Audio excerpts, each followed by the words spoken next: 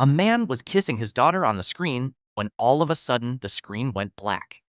At the same time, in a mediation room, his daughter was surrounded by a bunch of adults who kept drilling into her head with psychological hints, saying her dad was mentally challenged and that he'd kidnapped her the night before. Even though the little girl looked confused, she stood her ground, sticking by her dad.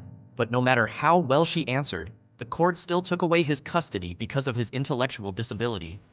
The man flashed back to the day his daughter was born.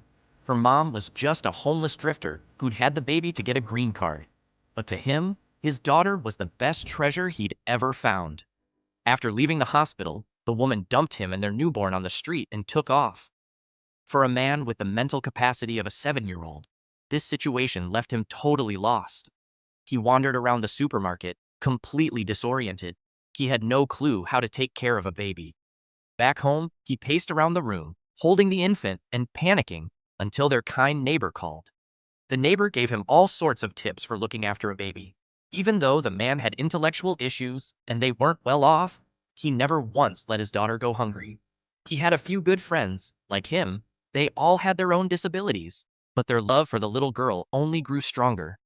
When his daughter was little, he'd take her to work with him all the time. Despite his limitations, he was a responsible guy. He'd straighten up everything in the coffee shop, making sure every item got the respect it deserved. But as his daughter got older, he couldn't keep bringing her to work. He had no choice but to leave her with the neighbor for care. In his free time, he'd take her to the park, and both of them were happy. Days went by like that, and soon his daughter was old enough for school. He made a point to round up his friends to pick out a nice new pair of shoes for her, and they scraped together the money to pay for them.